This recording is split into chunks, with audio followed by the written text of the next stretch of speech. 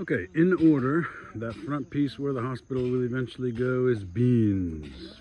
Then we have the caretaker's home, and the goats obviously live there too. Chickens will next week. Then we have a section of just grass for the goats to eat. And next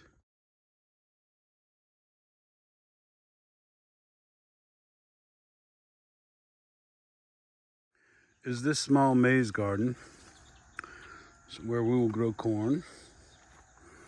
That's a big orange tree right there. It has a lot of fruit on it. And back here behind is also natural, so we can work with it. Eventually there'll be a road that comes through here. But this is the maize garden. Next to the maize garden is the first occupied residence, which should be vacated before December.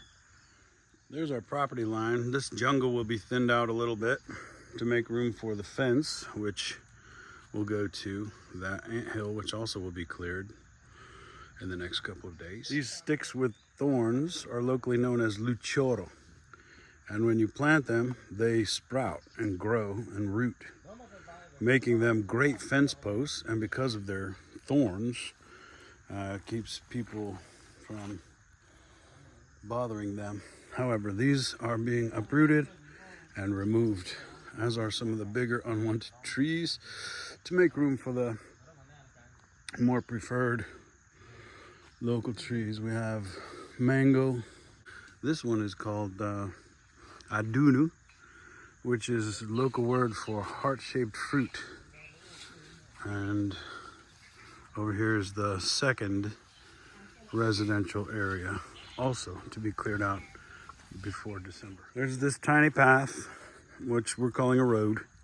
Eventually it will be a real road that separates what's left of the east side. This garden has been given to our caretaker who wants to grow beans and peanuts. Locally here they're called G-nuts, for ground nuts. Makes more sense than peanuts to me, but that's his plan for this one.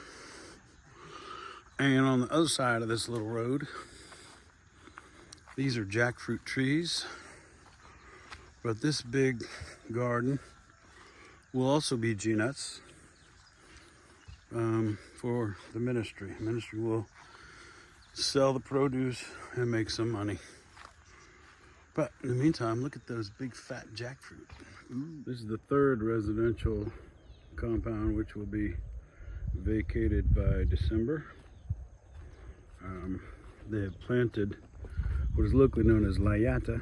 It can best be described as the local sweet potato, but it's nothing like what we know in the US as a sweet potato. It's not even orange. This beautiful garden, starting with the papaya, that mango tree over there, which is actually marked for destruction, and these two trees called oyuelo, kind of a black cherry kind of fruit.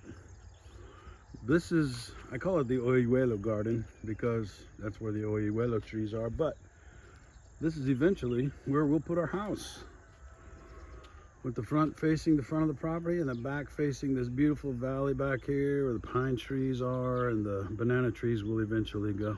Orientation, there's my oyuelo trees, the pine trees, and then across the east of this road is another luchoro tree, several of them actually, a couple of them growing out of anthills. But this is all to be cleared and reserved for either potatoes or staff gardens. Let them grow what they want. At the other end of the oyuelo garden, where the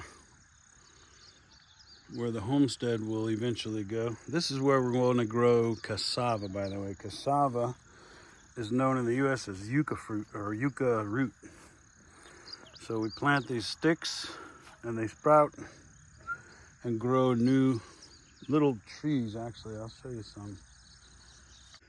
So this is cassava, what Latinos know as yucca and Acholi know as guana. Guana. Made me feel like I was back in Palm Valley. Guana. And at the very north edge of our property, we've got our banana garden. We just planted these bananas yesterday. So we'll need to come treat them with fertilizer and make them just right. But we planted 65, if I remember correctly, 65 banana trees. Half of them, the cooking kind, plantains, and the other, the long sweet kind. We planted about 6 of the little tiny sweet kind that are very popular with the locals. That's what they call sweet banana. The long sweet bananas that Americans like are called Bagoya here. And that's the one I was really after. Bagoya is really great with that G-nut sauce. It's like a really runny peanut butter, but it goes great together. We were also given these sugarcane sticks to plant in between the bananas. So we'll have sugarcane and bananas growing, which means I had to relocate my plans for the pineapple. They will go back over here with the cassava.